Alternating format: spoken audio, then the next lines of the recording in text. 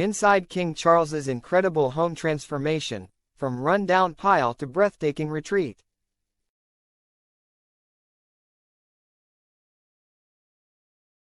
When King Charles bought Highgrove House in 1980, it marked the beginning of a lifelong passion project that not only tapped into his love of nature, but also provided him with a rural retreat away from the formality of London life.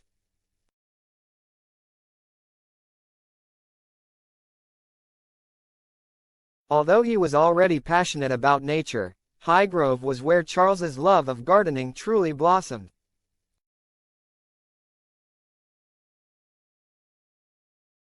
In some strange way, when I took on Highgrove, I knew what I wanted to do, even though I had absolutely no experience of gardening or farming, and the only trees I had planted had been official ones in very official holes.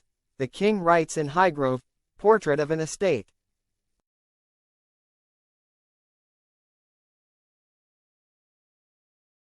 He created a pioneering kitchen garden at the 9-bedroom Georgian property, and with the help of the naturalist Dame Miriam Rothschild, planted a world-renowned wildflower meadow on its 347-acre Gloucestershire estate.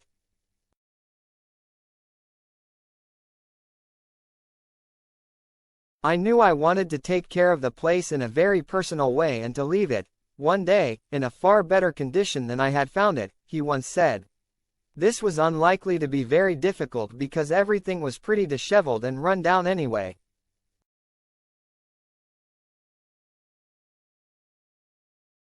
A passion project for more than 4 decades, Charles has described Highgrove as one very small attempt to heal the appalling short-sighted damage done to the soil, the landscape, and our souls.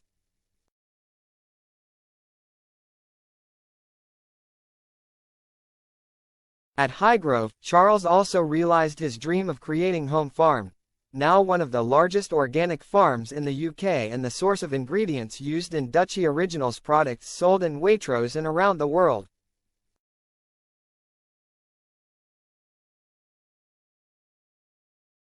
Although it has provided the king with a much-needed sanctuary for more than 4 decades, Highgrove is by no means a high-security bolthole for him to hide away in.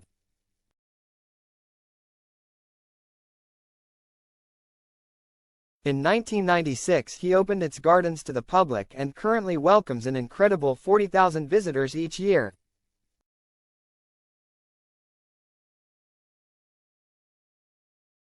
One of my great joys is to see the pleasure that the garden can bring to many of the visitors, and that everybody seems to find some part of it that is special to them, he has said.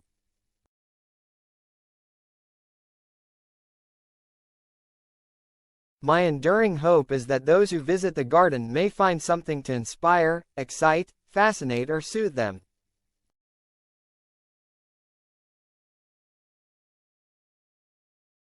Of all the gardens at Highgrove, the 4-acre wildflower meadow in bloom is arguably the most breathtaking.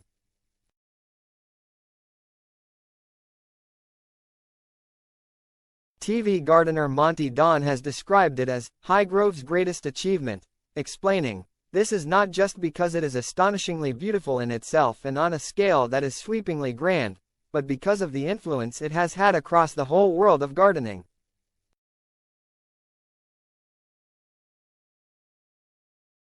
In summer, the meadow hums with the sound of bees and other insects among about 130 species of wildflower.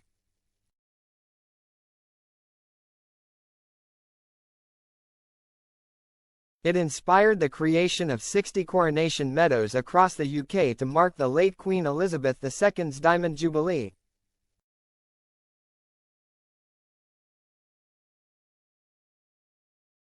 There are other, equally enchanting gardens to explore at Highgrove. The Carpet Garden, based around a dazzling mosaic-embellished fountain, is a riot of color that was inspired by the patterns on 2 Turkish rugs owned by the king.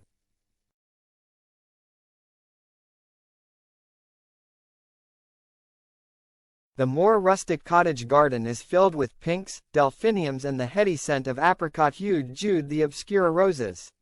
The garden is overlooked by an Indian bean tree given to Prince Charles on his 50th birthday by Sir Elton John.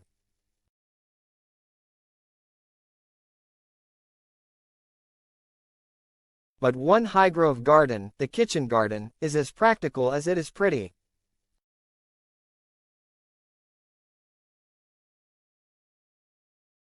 With green-fingered Camilla by his side, Charles has, says Monty, been able to create a kitchen garden that looks superbly decorative, combining fruit trees, flowers, herbs and vegetables, but is above all a hard-working plot, producing seasonal organic produce for the household.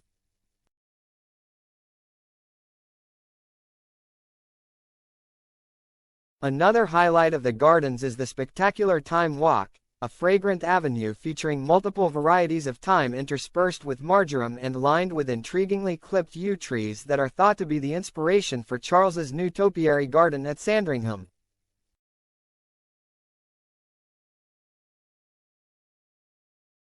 As well as being a retreat for the monarch and his wife, Highgrove was also a haven for Charles's sons William and Harry in their younger years.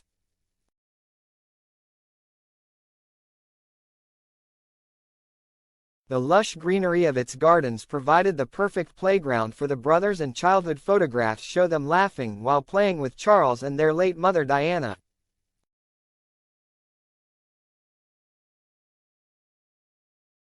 In 1988, Charles built a magical treehouse for William and Harry to play in. Nestled in a fern-filled area of the gardens known as the Stumpery, it has a thatched roof and an adorable, holly leaf-shaped door.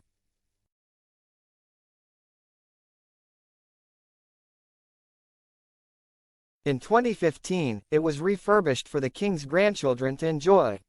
As the princes grew up, another secret space provided privacy, although it perhaps was not quite as wholesome as their father's treehouse.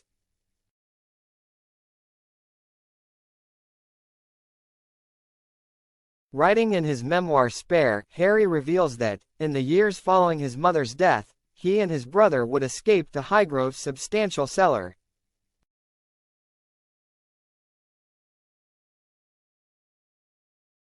Jokingly calling it Club H, Harry recalls how the windowless space became the perfect hangout for a teenager. It smelt of damp, earth, stone and moss. It smelt of cut flowers, clean dirt, and maybe a hint of beer, Harry writes.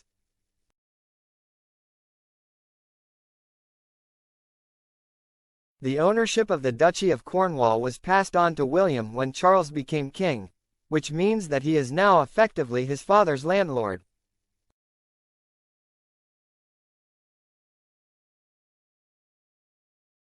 But with the Prince and Princess of Wales and their 3 children happily settled at Adelaide Cottage in Windsor, it is likely Charles and Camilla will continue to enjoy Highgrove's natural delights for many years to come. For those keen on a burst of color, look no further than Highgrove's sundial garden, which is at its vibrant best in the summer months.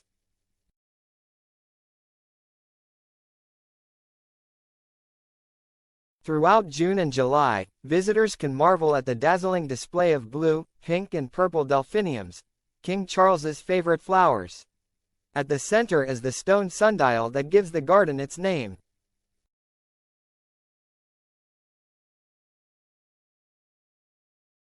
A gift from the 10th Duke of Beaufort, it is inscribed with the words, "A shadow round about my face, the sunny hours of day will trace."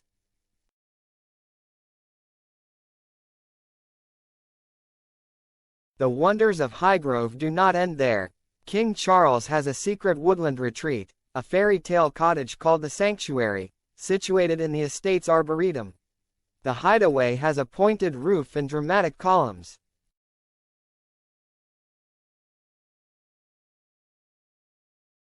It was built in 1999 using natural cob, a mixture of Highgrove clay and barley straw, and is a place of quiet contemplation, surrounded by varieties of acer, beech and cherry tree.